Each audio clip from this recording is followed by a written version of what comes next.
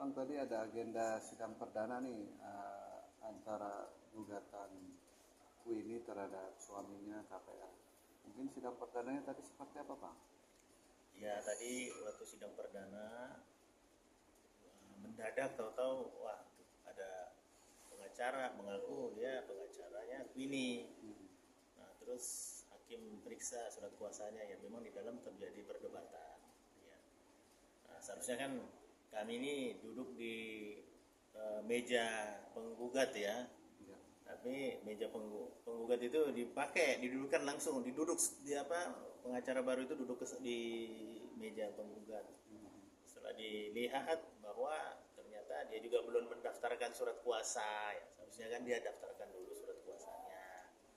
Nah, lalu kita keberatan nih, loh kok bisa mendadak begini, gimana ceritanya? Nah dilihatlah tanda tangannya ya, tanda tangannya ya kita ragukan ini bener gak tanda tanganku ini dalam keadaan sadar ya, kita kan duga bisa aja itu mungkin ada tekanan ya.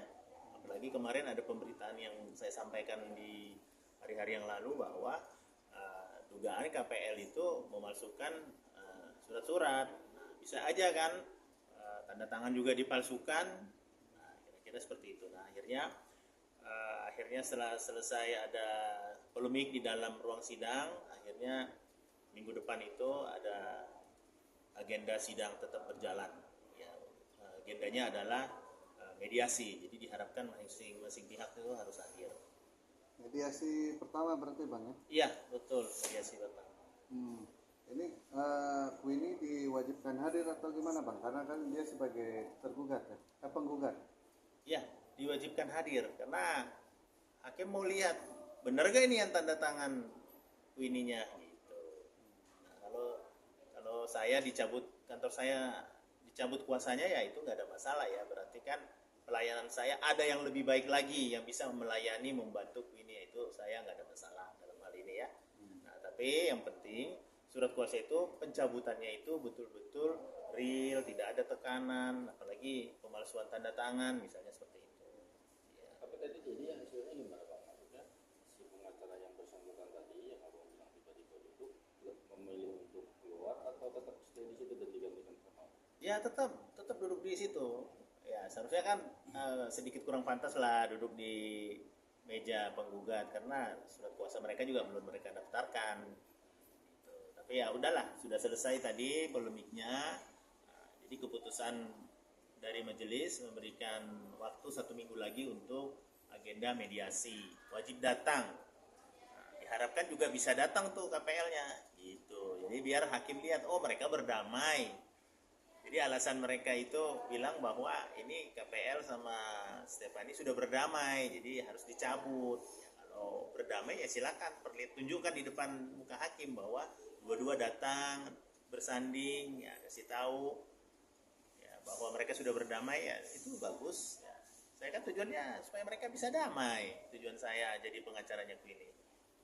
Tapi dari klien abang memang ada niat untuk rujuk perdamaian atau gimana? Atau sempat menyampaikan atau belum? Ya, jadi sebetulnya begini, yang mau cerai awalnya itu KPL. FF Pak Ferry Ferdianto, dia yang mau bercerai, dia sudah bilang ke keluarganya Queenie, ke keluarga istrinya, tolong jemput ini istri saya, ya, tolong ini sudah merugikan saya, sudah memeras saya, karakternya saya tidak suka. Waduh, keluarga juga dengar itu kan sedih juga ya. Wah ini dianggap gak berguna ini ponakan saya. Nah akhirnya diputuskan lah, ya udahlah kalau begitu pakai pengacara aja, karena yang ingin bercerai kan KPL-nya suruh jemput. Nah keluarga bilang ya antar aja, bercerai baik-baik gitu, berpisah baik-baik gitu. Nah sekarang gugatan di pengadilan agama bukan berarti mau menantang si KPL, bukan, tapi kita itu ingin berdamai di masa mediasi gitu. Jadi tidak nunggu ketok palu akan bercerai, tidak gitu. Jadi nggak usah terlalu takut, karena KPL itu jangan terlalu takut, karena gugatan saya itu hanya minta 6 juta 5-6 juta biaya per bulan. Untuk apa? Untuk berobat anak, biaya berobat anak, biaya pendidikan anak. lalu asuransi pendidikan anak, asuransi kesehatan anak. Nah, itu diperkirakan 5 sampai 6 juta. Itu aja satu bulan disediakan. Nah, jadi kalau disediakan 2,5 juta, aduh itu minim sekali hidup di kota besar seperti ini gitu. Nah, jadi intinya kita tidak menginginkan perceraian nih dalam gugatan kita masukkan gitu. Maunya berdamai rukun gitu. Dan satu hal lagi, keluarganya Queenie Stefani menginginkan mengundang keluarga berkumpul semua, tapi tidak digubris, tidak mau. Nah, KPL tidak mau. Datanglah kumpul keluarga. Sampai omnya bilang, aduh, kumpulkan aja lah, saya traktir, jangan khawatir ya, kita sediakan kursi 40, 20 dari pihak keluarga kita, 20 dari pihak sana, ayo kita sama-sama makan rame-rame ya, biar hangat suasana. Sampai bilang begitu. Tahu-tahu ya tidak mau datang gitu. Kalau itu bisa terjadi hubungan seperti itu kan udah nggak ada masalah sebetulnya ya. Nah, jadi saya harapkan ya lebih bagus ya KPL bisa datanglah ke keluarga gitu. Alasan Queenie tadi tidak hadir dalam sidang, Pak? Bagaimana? Alasan tadi Queenie tidak hadir sidang? Tidak hadiran. Itu kurang tahu ya. Nah, saya juga tidak tahu apakah ini sengaja tidak boleh keluar atau bagaimana. Itu saya juga tidak bisa jawab sampai tidak tahu keadaannya bagaimana. Ya mungkin karena ada baby nggak bisa keluar, itu aja mungkin ya bagi saya anggap. Mengajukan gugatan cerai. Ya, jadi memang perceraian ini diawali dengan satu, dia mengalami penderitaan ya, dia mengalami perlakuan yang tidak adil, bahkan kekerasan itu terjadi dalam KDRT. Bahkan sebelum mereka menikah pun sudah terjadi ada pemukulan ya. Gitu. Tapi berniat melaporin sekarang dengan adanya KDRT itu, Pak? Ya. Laporin ke pihak berwajib. Ya, betul. Kita sudah buat pengaduan ya. Kita nggak mau buat laporan karena laporan itu kan ada dua kemungkinan. Satu, perkaranya lanjut atau dihentikan.